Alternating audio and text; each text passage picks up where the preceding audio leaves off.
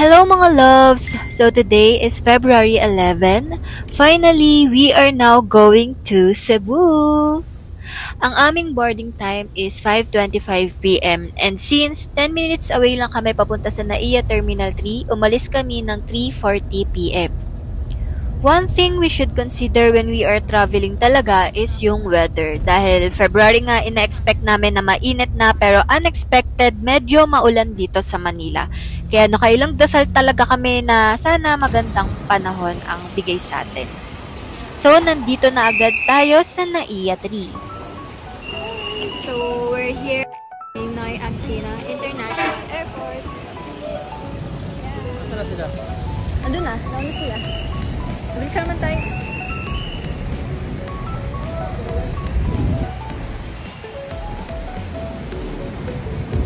Lag ba?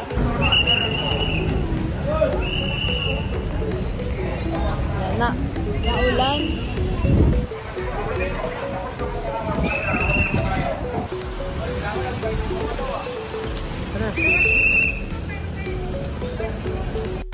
Travel budget check. Round trip airfare Manila to Cebu, Go Basic is just 1,928 only since nabook namin ito ng piso sale. So, hi! Hi ka naman, Che! Malay mo, i-vlog natin, di ba? Upload ko sa YouTube. Sayang naman eh. So, daming tao, bading. Going back, since naka-check-in na kami, nag-print na lang kami ng aming boarding pass. Dali. For first-timer sa airport, let me teach you how to print your boarding pass kung naka-check-in na kayo. First is reprint boarding pass. Enter your booking reference number. After that, click confirm. And click mo lang kung kaninong boarding pass yung ipiprint mo and click confirm again and magpiprint na yung boarding pass mo. So, dito ko na rin na-meet yung mga college friends ko. Meron kasi rin sa kanilang nag-check-in ng kanilang extra baggage. Hi, sis! And proceed na kami sa domestic entrance. Waiting na lang kami sa aming boarding time. So dahil masaya talaga ako tuwing sasakay ng airplane, naka-video talaga lahat ng spot, napuntahan ko, matik yan. So nasa airplane na tayo at maulan pa nga, kaya overthink malala talaga ang mga inday. But thanks God, na-upload ko tong video na to, ibig sabihin buhay naman kami.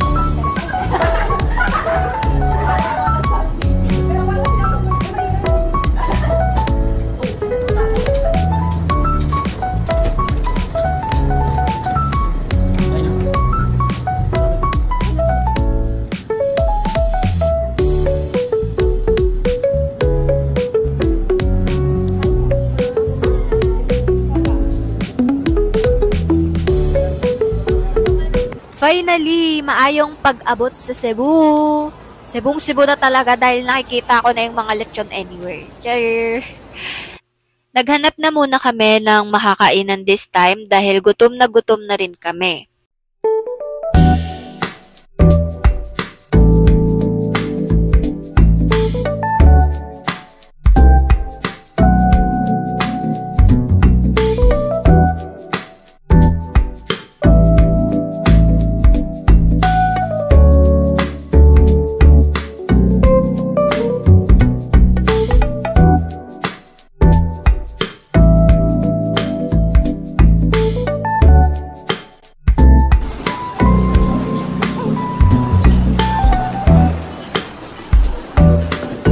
After that, nag-book kami ng Grab going to our hotel. So, mga bading.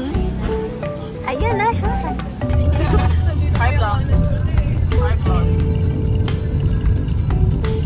We are now here sa Jeb Building at dito kami mag-stay tonight.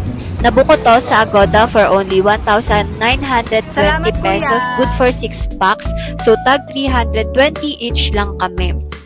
Super sulit kasi this is 10 minutes away from Mactan Airport and yung Grab kanina is actually 200 pesos but since may mga bagahe kami, ginawa na rin namin 300 pesos. So, 50 pesos each lang kami. So, ito yung room namin. Okay naman and comfortable naman kami. Kailangan na rin namin magpahinga kasi 4:30 AM tayo pipick upin ng ating tour guide. Good morning! Time check, 4:30 AM.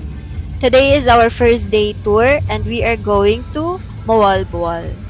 Nabook pala namin ang aming tour sa Cebu Tour JR Cerro 3 days 2 nights for only 4,500 pesos per pax. Very sulit nga yung binayad namin kasi kasama na ang hotel pick-up and drop-off at airport, free accommodation, transportation, and more. Message nyo lang yung kanilang FB page. From Lapu-Lapu or Cebu City, 3 hours nga pala ang biyahe natin papuntang Mawalboal. But since kailangan muna natin mag-stop over para mag-breakfast, estimated 4 hours tayo makakarating sa Mawalboal. By the way, yung breakfast is around 100 pesos lang naman. Sa may karinderya kami kumain. Sobrang saya nga namin kasi maganda rin yung panahon today. 8:50 na kami naka-arrive and ang unang activity namin ay ang Sardines Run and Sea Turtle Snorkeling. Nakapang swimming attire na rin kami pag pick up sa hotel dahil in-advise na rin yun sa amin ni Kuya a night before kami pick upin para diretsyo na lang kami magsiswimming. Included na rin yung mga gears and life vest. Nag-add na lang kami ng GoPro for only 700 pesos per group and only shot na kami ng videographer. So, hindi na nga kami makapaghintay, kaya tara na!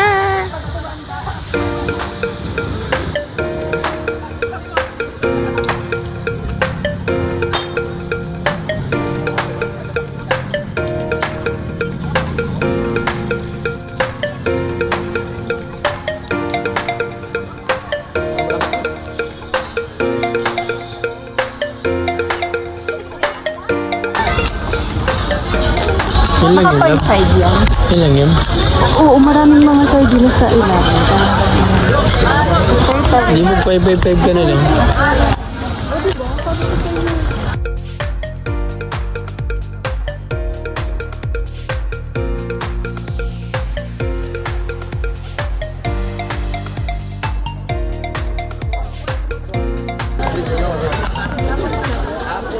Ay, bibig lang. Mga 5 yan.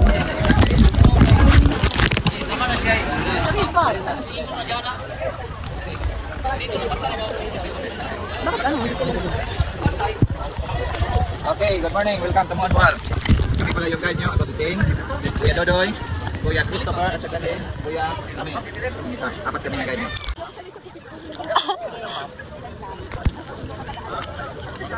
1, 2, 3, go! Labog lang kayo!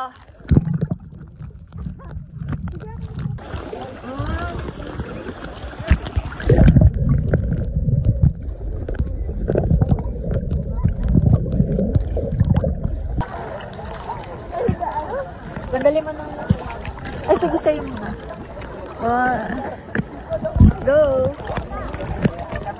Kita ka na. Sino?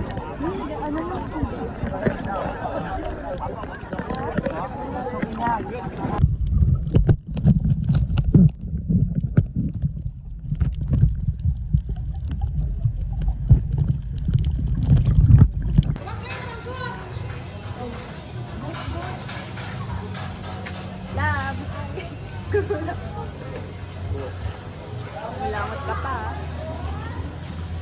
Nga pala guys, papakita ko to sa inyong dalawang epic videos ko. Natatawa kasi talaga ako dito. Itong una, yung lumangoy ako kahit hindi talaga ako marunong lumangoy. Mama ko! Ah! Pangalawa naman is bawal daw hawakan or madikit sa mga turtles. Eh, lumapit siya sa akin. Wala akong kawalan dito mga te.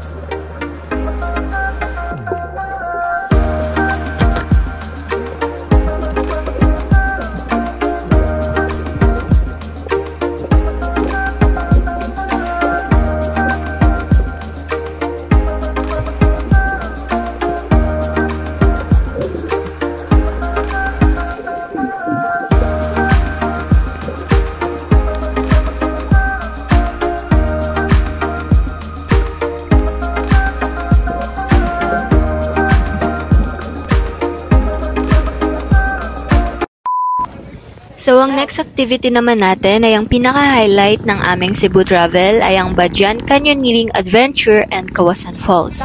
May additional 2,100 pesos per head ito.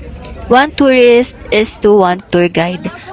May free lunch na rin kasama and after namin kumain ay bumiyahe na kami ng mga 10 minutes. Nag-briefing lang saglit tungkol sa tour and pinapili kami kung zipline ba or lalakarin namin. Pinili naming maglakad ng mga 30 minutes para ma-warm up na rin. Hindi rin naman namin namalayan na nakarating na kami sa spot kasi may halong pictures and videos habang naglalakad at nakaka-relax rin naman yung view.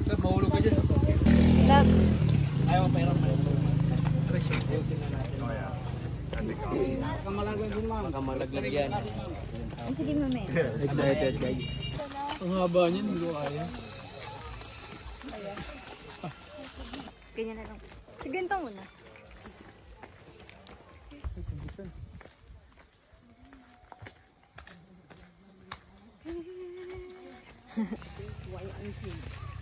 Pinabili ng books. Canyoneering Pinailang ako books. here in Mawalbawa.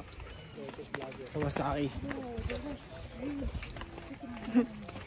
Sila ko yung nag-hike. Ano lang naman ito ko. Hindi ako vlogger.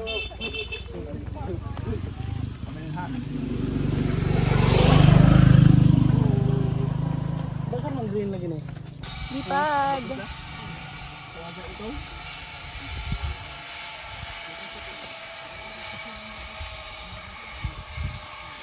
Ah, gusto niya.